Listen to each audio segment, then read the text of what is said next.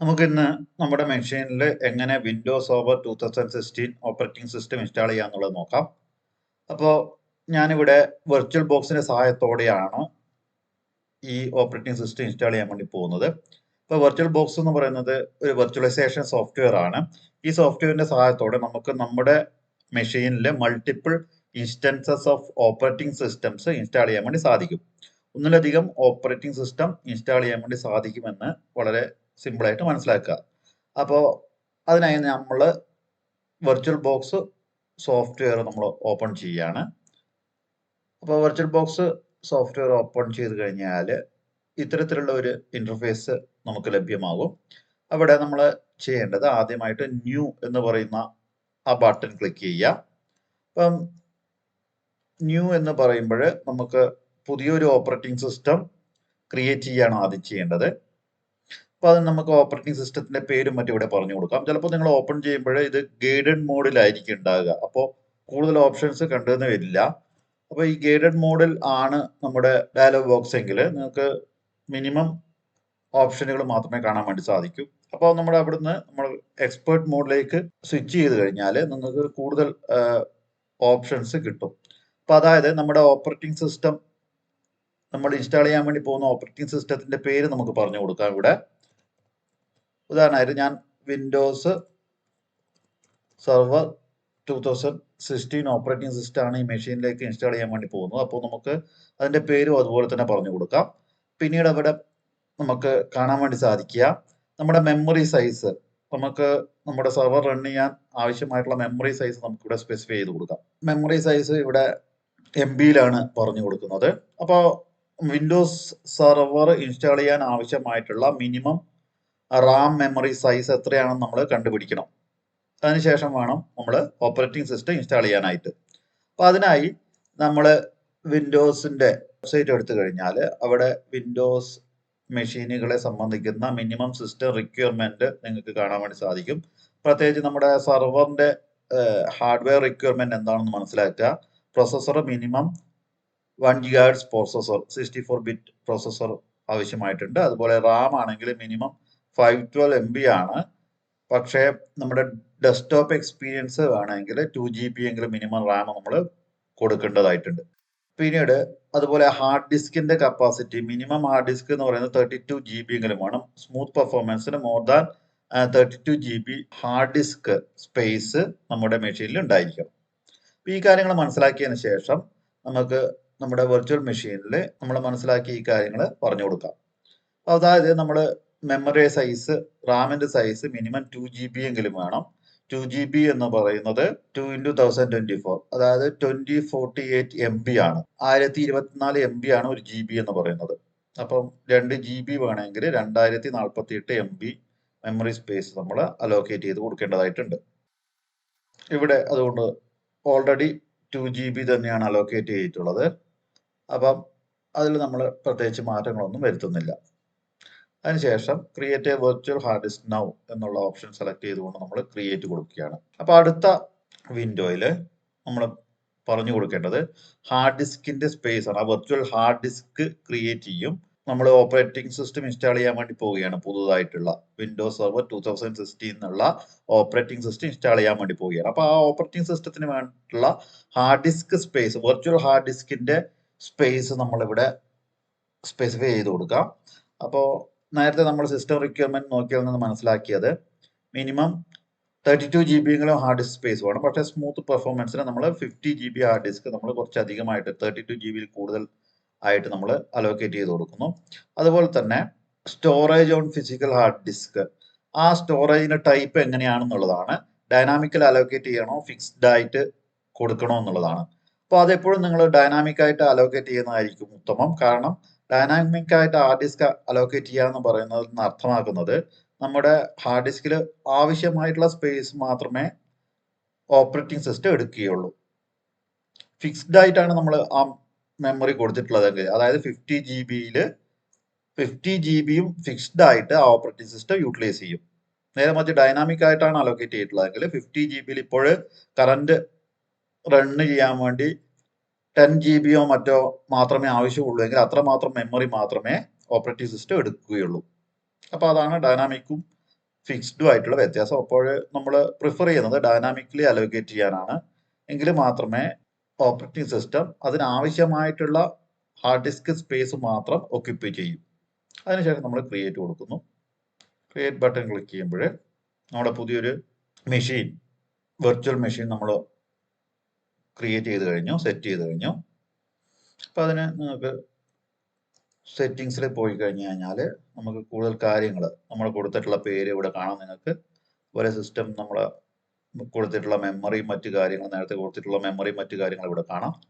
ഇനി ജനറൽ സെറ്റിങ്സിൽ പോയി കഴിഞ്ഞാൽ നിങ്ങൾ അഡ്വാൻസ്ഡിലെ ഡ്രാഗ് ആൻഡ് ഡ്രോപ്പ്, അതുപോലെ തന്നെ ഷെയർഡ് ക്ലിപ്പ് ബോർഡ്, അതുപോലുള്ള കാര്യങ്ങൾ നമ്മൾ ബൈ ഡയറക്ഷനിലായി കൊടുക്കുക.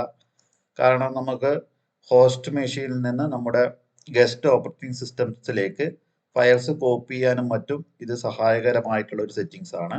Shared clipboard bidirectional, അതുപോലെ drag and drop bi direction എന്നുള്ള രീതിയിൽ ഓപ്ഷൻ സെറ്റ് ചെയ്ത് കഴിഞ്ഞാൽ നമുക്ക് നമ്മുടെ നേറ്റീവ് ഓപ്പറേറ്റിംഗ് സിസ്റ്റത്തിൽ നിന്ന് നമ്മളെ വെർച്വൽ ബോക്സ് വഴി ഇൻസ്റ്റാൾ ചെയ്യുന്ന മറ്റു ഓപ്പറേറ്റിംഗ് സിസ്റ്റത്തിലേക്ക് ഫയലുകൾ കോപ്പി ചെയ്യാനും മറ്റും വളരെ എളുപ്പത്തിൽ സാധ്യമാക്കുന്ന സെറ്റിങ്സ് ആണിത്. അത് നമ്മൾ ബൈ ഡയറക്ഷനിൽ കൊടുക്കുക. പിന്നെ അതിനുശേഷം ഇനി നമ്മൾ ചെയ്യാൻ വേണ്ടി പോകുന്നത്, അത് നിങ്ങളുടെ ഓപ്ഷണൽ ആയിട്ട് വേണമെങ്കിൽ ഓക്കെ കൊടുക്കുക. അതിനുശേഷം ഇനി നമ്മൾ ആക്ച്വലി നമ്മുടെ ISO ഫയൽ ലൊക്കേറ്റ് ചെയ്ത് കൊടുക്കണം. കാരണം നമ്മളിപ്പോൾ വെർച്വൽ മെഷീൻ ക്രിയേറ്റ് ചെയ്തിട്ടുണ്ട്, അതിലേക്ക് നമ്മൾ ഇനി ഓപ്പറേറ്റിംഗ് സിസ്റ്റം ഇൻസ്റ്റാൾ ചെയ്യണം. നമുക്ക് നമ്മുടെ മെഷീൻ ആവശ്യമായിട്ടുള്ള റാം നമ്മൾ സെലക്ട് ചെയ്തു, നമ്മൾ അസൈൻ ചെയ്ത് കൊടുത്തു. അതുപോലെ തന്നെ ഹാർഡ് ഡിസ്ക് സ്പേസ് നമ്മൾ കൊടുത്തു. അപ്പോൾ അങ്ങനെ നമ്മളൊരു വെർച്വൽ മെഷീൻ ക്രിയേറ്റ് ചെയ്തു. ഇനി ഈ മെഷീനിലേക്ക് നമ്മൾ നമ്മുടെ ഓപ്പറേറ്റിംഗ് സിസ്റ്റം ഇൻസ്റ്റാൾ ചെയ്യണം. അതാണ് അടുത്ത ഘട്ടത്തിൽ നമ്മൾ ചെയ്യുന്നത്. അപ്പൊ അതിനായിട്ട് നമ്മൾ വീണ്ടും നമ്മളെ സെറ്റിങ്സിലേക്ക് തന്നെ വരിക. സെറ്റിങ്സിൽ നിങ്ങൾ ഇവിടെ കാണാം സ്റ്റോറേജിലേക്ക് വരിക. സ്റ്റോറേജിലേക്ക് വന്നു കഴിഞ്ഞാൽ ഈ സ്റ്റോറേജ് ഡിവൈസസ്, അപ്പോൾ അതിൻ്റെ അണ്ടറിൽ നിങ്ങൾ MT എന്നുള്ള ഭാഗം കാണാം. നിങ്ങൾക്ക് no disk image file selected, അതുകൊണ്ടാണ് ഇവിടെ MT കാണുന്നത്. നമ്മൾ ഇനി ഇവിടെ ഈ MT എന്നുള്ള ഓപ്ഷൻ നമ്മൾ സെലക്ട് ചെയ്തതിന് ശേഷം അവിടെ നമ്മൾ നമ്മുടെ ISO ഫയൽ സ്പെസിഫൈ ചെയ്ത് കൊടുക്കണം. അപ്പോൾ അതാണ് അടുത്ത ഘട്ടം. നേരെ റൈറ്റ് സൈഡിലേക്ക് വന്നു കഴിഞ്ഞാൽ ഇവിടെ ആ SATA പോർട്ട് 1 എന്നുള്ളതിന് നേർക്ക് വീണ്ടും നിങ്ങൾക്ക് കാണാം choose a virtual optical disk or a physical drive to use with the virtual drive. The virtual machine will see a disk inserted into the drive with the data in the file or on the disk in the physical drive as its contents. അതായത് ഇവിടെ നമ്മൾ ചെയ്യുന്നത് നമ്മുടെ ISO file locate ചെയ്ത് കൊടുക്കുക എന്നുള്ളതാണ്. നമ്മുടെ Windows server 2016 operating system നമ്മൾ ഡൗൺലോഡ് ചെയ്ത് ഓൾറെഡി നമ്മുടെ മെഷീനിൽ വെച്ചിട്ടുണ്ടായിരിക്കണം. ഇല്ലെങ്കിൽ നിങ്ങൾക്ക് ഡൗൺലോഡ് ചെയ്യാം. നമ്മുടെ ഗൂഗിൾ എടുത്ത് ഡൗൺലോഡ് വിൻഡോസ് സെർവർ 2016 എന്ന് ടൈപ്പ് ചെയ്ത് കഴിഞ്ഞാൽ മൈക്രോസോഫ്റ്റിന്റെ സൈറ്റിലേക്ക് നിങ്ങൾക്ക് പോകാനും അവിടെ നിന്ന് ഈ സെർവർ വിൻഡോസ് സെർവർ 2016ന്റെ ISO ഫയൽ ഡൗൺലോഡ് ചെയ്യാനും വേണ്ടി സാധിക്കും. എല്ലാ ലേറ്റസ്റ്റ് വേർഷൻ സെർവേഴ്സും നിങ്ങൾക്ക് ഇതുപോലെ ഡൗൺലോഡ് ചെയ്യാം. എഡ്യൂക്കേഷൻ പർപ്പസിന് വേണ്ടിയിട്ട് നമുക്ക് ഫ്രീ ആയിട്ട് ഒരു നിശ്ചിത ദിവസത്തേക്ക് ഫ്രീ ആയിട്ട് ഇവിടെ നിങ്ങൾക്ക് കാണാം 180 ഡേയ്സ് ആണ്. അപ്പോൾ ആ 180 ഡേയ്സ് ഫ്രീ ആയിട്ട് ഇവാലുവേഷൻ എഡിഷൻ നമുക്ക് ഉപയോഗിക്കാൻ വേണ്ടി സാധിക്കും. അപ്പോൾ ISO ഫയൽ സെലക്ട് ചെയ്ത് കണ്ടിന്യൂ കൊടുത്തു കഴിഞ്ഞാൽ നിങ്ങളുടെ ഡീറ്റെയിൽസ് കൊടുക്കുക. അതിനുശേഷം അഗെയിൻ കണ്ടിന്യൂ കൊടുത്തു കഴിഞ്ഞാൽ ആ ഫയൽ നമുക്ക് നമ്മുടെ മെഷീനിലേക്ക് ഡൗൺലോഡ് ചെയ്യാൻ വേണ്ടി സാധിക്കും. ഞാൻ ഓൾറെഡി അത് ഡൗൺലോഡ് ചെയ്ത് വെച്ചിട്ടുണ്ട്. അപ്പോൾ ഇനി എനിക്കിവിടെ ആ ഫയൽ ISO ഫയൽ ലൊക്കേറ്റ് ചെയ്ത് കൊടുക്കേണ്ട ആവശ്യമേ ഉള്ളൂ. അപ്പോൾ അത് നേരത്തെ നമ്മൾ ചെയ്ത പോലെ MT ഡിസ്ക് അവിടെ റൈറ്റ് സൈഡിലേക്ക് വന്നതിന് ശേഷം ഈ SATA പോർട്ട് 1 എന്നുള്ള ഓപ്ഷൻ നേരെ കാണുന്ന ഒരു ഡിസ്കിന്റെ ഐക്കൺ അവിടെ നമ്മൾ ക്ലിക്ക് ചെയ്യുമ്പോൾ കാണാം choose bar create a virtual optical disk, choose a disk file എന്നുള്ള ഓപ്ഷനുകൾ നിങ്ങൾക്ക് കാണാൻ വേണ്ടി സാധിക്കും. അത് നമ്മൾ ആദ്യത്തെ ഓപ്ഷൻ സെലക്ട് ചെയ്ത് കഴിഞ്ഞാൽ ഇവിടെ നമ്മൾ ആഡ് കൊടുക്കുക. നമ്മുടെ ഇമേജ് ഫയൽ ഓൾറെഡി ഉണ്ട്, ആ ഇമേജ് ഫയൽ സെലക്ട് ചെയ്യാം. അപ്പം അത് ഞാൻ സ്റ്റോർ ചെയ്ത എൻ്റെ മെഷീനിൽ സ്റ്റോർ ചെയ്ത ആ ലൊക്കേഷനിൽ നിന്ന് ആ ഇമേജ് ഫയൽ ഇവിടെ കൊടുക്കുകയാണ്.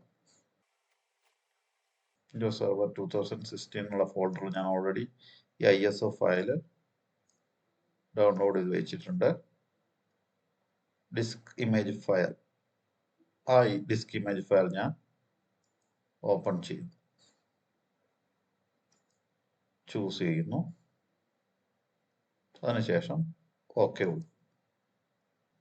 അതിനുശേഷം ഇവിടെ നിങ്ങൾ കാണുന്ന സ്റ്റാർട്ട് എന്ന് പറയുന്ന ആ ആരോ സിമ്പലിൽ ആ ഐക്കണിൽ നമ്മൾ ക്ലിക്ക് ചെയ്ത് കഴിഞ്ഞാൽ വിൻഡോസ് സെർവർ 2016 മെഷീനിന്റെ ഇൻസ്റ്റലേഷൻ സ്റ്റാർട്ട് ചെയ്യുന്നതാണ്.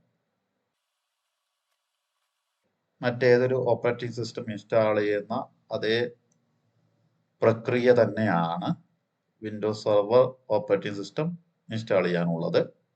ഇവിടെ നമ്മുടെ ലാംഗ്വേജ് സെലക്ട് ചെയ്തതിന് ശേഷം language to install English United States കൊടുക്കുക. ശേഷം ടൈം വേണമെങ്കിൽ നമുക്ക് ഇന്ത്യ ആക്കാം, അല്ലെങ്കിൽ ഓൾറെഡി എന്താണ് ഉള്ളത് ടൈം ആൻഡ് കറൻസി ഫോർമാറ്റ് അത് ചേഞ്ച് ചെയ്യാതെ വെക്കാം. കീബോർഡും അതുപോലെ തന്നെ നിങ്ങൾക്ക് ഇഷ്ടമുള്ള ഫോർമാറ്റ് കൊടുക്കാം. അപ്പം ഇതിലൊന്നും ഞാൻ തൽക്കാലം ചേഞ്ചസ് വരുത്തുന്നില്ല, അത് പിന്നീട് നമുക്ക് ചേഞ്ച് ചെയ്യാവുന്നതാണ്. എഡ്യൂക്കേഷൻ പർപ്പസിൽ ആയതുകൊണ്ട് നമ്മൾ ഇതൊക്കെ അൺചേഞ്ച്ഡ് ആയിട്ട് വെക്കുന്നു. എന്നിട്ട് നെക്സ്റ്റ് ക്ലിക്ക് ചെയ്യും. അപ്പം അടുത്ത് കാണുന്ന ഘട്ടത്തിൽ നമ്മൾ ഇൻസ്റ്റാൾ നൗ എന്നുള്ള ഒരു ഓപ്ഷൻ നിങ്ങൾക്ക് കാണാം, അതിൽ ക്ലിക്ക് ചെയ്യുക. നമ്മൾ ഫ്രഷ് ഇൻസ്റ്റാളേഷൻ ആണ് ചെയ്യുന്നത്, അപ്പോൾ ഇൻസ്റ്റാൾ നൗ കൊടുക്കുക. അടുത്ത ഘട്ടത്തിൽ ചോദിക്കുന്നത് നമ്മുടെ ആക്ടിവേഷൻ കീ ആണ്. നമ്മൾ നിങ്ങൾക്ക് അറിയാവുന്നതുപോലെ തന്നെ വിൻഡോസ് എന്ന് പറയുന്ന ഓപ്പറേറ്റിംഗ് സിസ്റ്റം പ്രൊവൈഡ് ചെയ്യുന്ന മൈക്രോസോഫ്റ്റ് കമ്പനി ഈ operating system paid operating system ആണ്, അല്ലെങ്കിൽ ഫ്രീ സോഫ്റ്റ്വെയർ അല്ല എന്നുള്ളത് മനസ്സിലാക്കുക. അപ്പോൾ അത് നമ്മൾ കമേഴ്ഷ്യൽ ആയിട്ട് ഡിപ്ലോയ് ചെയ്യണമെങ്കിൽ ഈ ഓപ്പറേറ്റിംഗ് സിസ്റ്റംസ് നമ്മൾ പർച്ചേസ് ചെയ്യണം, പൈസ കൊടുത്ത് വാങ്ങിയേ പറ്റൂ. പ്രൊപ്രൈറ്ററി സോഫ്റ്റ്വെയർ എന്ന് വിളിക്കും, അല്ലെങ്കിൽ പ്രൊപ്രൈറ്ററി ഓപ്പറേറ്റിംഗ് സിസ്റ്റം എന്ന് വിളിക്കും ഇത്തരത്തിലുള്ള ഓപ്പറേറ്റിംഗ് സിസ്റ്റംസിനെ. അപ്പോൾ അതുകൊണ്ട് തന്നെ നമ്മൾ പർച്ചേസ് ചെയ്യേണ്ടതായിട്ടുണ്ട്. പക്ഷേ നമുക്ക് എഡ്യൂക്കേഷൻ പർപ്പസിന് നേരത്തെ നിങ്ങൾ കണ്ടതുപോലെ തന്നെ 180 days ഫ്രീ ആയിട്ട് നിങ്ങൾക്ക് ഇത് ഉപയോഗിക്കാൻ വേണ്ടി സാധിക്കും. അപ്പോൾ അപ്പോൾ I don't have a product key എന്നുള്ള ഓപ്ഷൻ നിങ്ങൾക്ക് സെലക്ട് ചെയ്തുകൊണ്ട് ഇപ്പോൾ ഈ ആക്ടിവേഷൻ കീ കൊടുക്കേണ്ടതായിട്ടില്ല. അടുത്ത സ്ക്രീനിൽ നിങ്ങൾക്ക് കാണുന്നത് നമ്മുടെ ടേംസ് ആൻഡ് കണ്ടീഷൻസ് ആണ്. അപ്പോൾ ആ ലൈസൻസ് ടേംസ് മറ്റു കാര്യങ്ങളൊക്കെയാണ് ഇവിടെ ഉള്ളത്, അത് നിങ്ങൾക്ക് വായിച്ചു നോക്കാം. അതിനുശേഷം I accept the licence terms എന്നുള്ളത് സെലക്ട് ചെയ്തതിനു ശേഷം നെക്സ്റ്റ് ക്ലിക്ക് ചെയ്യാം. ഇവിടെ നിങ്ങൾക്ക് രണ്ട് രീതിയിലാണ് കാണാൻ വേണ്ടി സാധിക്കുക, ഒന്ന് അപ്ഗ്രേഡും മറ്റൊന്ന് കസ്റ്റം. ഇപ്പൊ അപ്ഗ്രേഡ് ചെയ്യേണ്ട ആവശ്യം എപ്പോഴാണെന്ന് പറഞ്ഞു കഴിഞ്ഞാൽ നമ്മൾ ഓൾറെഡി വിൻഡോസ് സെർവർ നമ്മുടെ മെഷീനിലുണ്ട്. ഇപ്പം അത് അപ്ഗ്രേഡ് ചെയ്യുമ്പോഴാണ് നമ്മൾ ആദ്യത്തെ ഓപ്ഷൻ സെലക്ട് ചെയ്യുക, അല്ലെങ്കിൽ ഫ്രഷ് ഇൻസ്റ്റാളേഷൻ ആണെങ്കിൽ നമുക്ക് രണ്ടാമത്തെ ഓപ്ഷൻ സെലക്ട് ചെയ്യാം. അതിനുശേഷം നമ്മൾ പറഞ്ഞു കൊടുക്കേണ്ടത് നമ്മുടെ നേരത്തെ അലോക്കേറ്റ് ചെയ്തിട്ടുള്ള ഹാർഡ് ഡിസ്ക് സ്പേസ് എവിടെ നമ്മൾ വിൻഡോസ് ഫയൽസ് ഇൻസ്റ്റാൾ ചെയ്യണം എന്നുള്ളതാണ്. ആ ഹാർഡ് ഡിസ്ക് സ്പേസ് ആണ് ലൊക്കേറ്റ് ചെയ്ത് കൊടുക്കേണ്ടത്. നേരത്തെ നമ്മൾ ക്രിയേറ്റ് ചെയ്തിട്ടുള്ള ആ ഹാർഡ് ഡിസ്കിലെ virtual hard disk 50 GB space വരുന്ന ഹാർഡ് ഡിസ്ക് നമ്മൾ ഓൾറെഡി ക്രിയേറ്റ് ചെയ്തിട്ടുണ്ട്. അത് നമ്മളിവിടെ സിമ്പിളായിട്ട് സെലക്ട് ചെയ്ത് കൊടുക്കേ വേണ്ടിയുള്ളൂ. ഇവിടെ വേണമെങ്കിൽ നിങ്ങൾ പുതിയ ഒരു ഡ്രൈവ് ക്രിയേറ്റ് ചെയ്തിട്ട് അതിലേക്ക് നമുക്ക് ഇൻസ്റ്റാൾ ചെയ്യാം. ഓൾറെഡി ഒന്നിലധികം ഡ്രൈവ് ഉണ്ടെങ്കിൽ അത് ഫോർമാറ്റ് ചെയ്തിട്ട് ചെയ്യണമെങ്കിൽ അങ്ങനെ ചെയ്യാം. മൾട്ടിപ്പിൾ ഡ്രൈവ്സ് ക്രിയേറ്റ് ചെയ്യാം, അങ്ങനെയുള്ള ഒരുപാട് ഓപ്ഷൻസ് ഉണ്ട്. അപ്പോൾ ഇപ്പോഴും ഞാൻ വെർച്വൽ ബോക്സിലൂടെ ഇൻസ്റ്റാൾ ചെയ്യുന്നത് കൊണ്ട് തന്നെ നേരത്തെ നമ്മൾ ഓൾറെഡി നമുക്ക് വേണ്ട ഡിസ്ക് സ്പേസ് അൺലോക്കേറ്റഡ് ആയിട്ട് നമ്മൾ വെച്ചിട്ടുണ്ട്. അത് നമ്മൾ ഇവിടെ ജസ്റ്റ് സെലക്ട് ചെയ്ത് കൊടുക്കുന്ന മാത്രമേ ഉള്ളൂ. ആ ഡ്രൈവ് സെലക്ട് ചെയ്തതിന് ശേഷം നമ്മൾ നെക്സ്റ്റ് ക്ലിക്ക് ചെയ്യാം. അപ്പോൾ വിൻഡോസ് ഇൻസ്റ്റാളേഷൻ സ്റ്റാർട്ട് ചെയ്യുന്നതാണ്. ഇത് കുറച്ച് ടൈം എടുത്ത് ചെയ്യുന്ന ഒരു പ്രോസസ്സാണ്. ഇത് കംപ്ലീറ്റ് ചെയ്യുന്നവരെ നമുക്ക് വെയിറ്റ് ചെയ്യാം.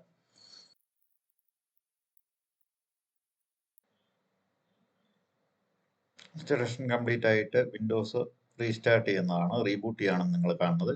ഇപ്പോഴിവിടെ നിങ്ങൾ ഈ സ്ക്രീനിൽ കാണാം press any key to continue from CD. ഇപ്പോൾ നിങ്ങൾ CD-യും മറ്റും ഇട്ടിട്ടാണ് ഇൻസ്റ്റാളേഷൻ ചെയ്യുന്നതെങ്കിൽ ഇത്തരത്തിലുള്ള മെസ്സേജ് കണ്ട് നിങ്ങൾ വീണ്ടും CD-യിൽ നിന്ന് ബൂട്ട് ചെയ്യാൻ വേണ്ടി ശ്രമിക്കരുത്. ഏതെങ്കിലും കീ പ്രസ് ചെയ്യുമ്പോൾ നമ്മൾ CD-യിൽ നിന്നായിരിക്കും ബൂട്ട് ചെയ്യുക. അപ്പോൾ നമ്മൾ ഇതുവരെയുള്ള ഇൻസ്റ്റാളേഷൻ തടസ്സപ്പെടുകയും വീണ്ടും ഇൻസ്റ്റാളേഷൻ ആരംഭിക്കുകയും ചെയ്യും. അപ്പോൾ അങ്ങനെയുള്ള ഇൻസ്റ്റാളേഷൻ ലൂപ്പിലേക്ക് പോകും. അപ്പോൾ അത് നിങ്ങൾ പ്രത്യേകം ശ്രദ്ധിക്കണം. ബൂട്ടബിൾ പെൻഡ്രൈവ് വഴിയോ ബൂട്ടബിൾ CD വഴിയോ ഒക്കെയാണ് നമ്മുടെ ഓപ്പറേറ്റിംഗ് സിസ്റ്റം ഇൻസ്റ്റാൾ ചെയ്യുന്നതെങ്കിൽ നിങ്ങൾ press any key to continue എന്ന് തുടങ്ങുന്ന മെസ്സേജ് കണ്ടു കഴിഞ്ഞാൽ, അതായത് സിസ്റ്റം റീസ്റ്റാർട്ട് ചെയ്യുമ്പോൾ ആ ഒരു മെസ്സേജ് കണ്ടു കഴിഞ്ഞാൽ വീണ്ടും കീ പ്രസ് ചെയ്ത് CD-യിൽ നിന്ന് ബൂട്ട് ചെയ്യാൻ ഇടവരുത്തരുത്. ഈ കാണുന്ന മെസ്സേജ് നിങ്ങൾ ശ്രദ്ധിക്കുക. Press any key to boot from CD എന്ന് പറയുന്ന മെസ്സേജാണ്. അപ്പം അത് കണ്ട് വീണ്ടും കീ പ്രസ് ചെയ്ത് കഴിഞ്ഞാൽ നമ്മൾ ആ ഇൻസ്റ്റലേഷൻ ഒരിക്കലും ഫിനിഷ് ആകാതെ വരും. അത് ശ്രദ്ധിക്കുക. ഇവിടെ നമുക്ക് അഡ്മിനിസ്ട്രേറ്റർ പാസ്വേഡാണ് എൻ്റർ ചെയ്ത് കൊടുക്കേണ്ടത്. അപ്പോൾ അതിനായി നല്ല സ്ട്രോങ് ആയിട്ടുള്ളൊരു പാസ്വേഡ് നമുക്ക് കൊടുക്കാം. അതിനുശേഷം ഫിനിഷ് ക്ലിക്ക് ചെയ്യുക. കൺട്രോൾ ആൾട്ട് ഡിലീറ്റ് അടിച്ചു കഴിഞ്ഞ് നമുക്ക് സ്ക്രീൻ അൺലോക്ക് ചെയ്യാം. ഇവിടെ നിങ്ങൾക്ക് നമ്മൾ നേരത്തെ സെറ്റ് ചെയ്തിട്ടുള്ള അഡ്മിനിസ്ട്രേറ്റർ പാസ്വേഡ് ടൈപ്പ് ചെയ്ത് കൊടുക്കാം. വിൻഡോസ് സെർവർ 2016 നമ്മൾ സക്സസ്ഫുൾ ആയിട്ട് ഇൻസ്റ്റാൾ ചെയ്തിട്ടുണ്ട്. അടുത്തതായിട്ട് നമുക്ക് നമ്മളെ മെഷീനിന് എങ്ങനെ IP അഡ്രസ്സും മറ്റും സെറ്റ് ചെയ്യുക എന്നുള്ളത് അടുത്ത ക്ലാസ്സുകളിൽ കാണാവുന്നതാണ്.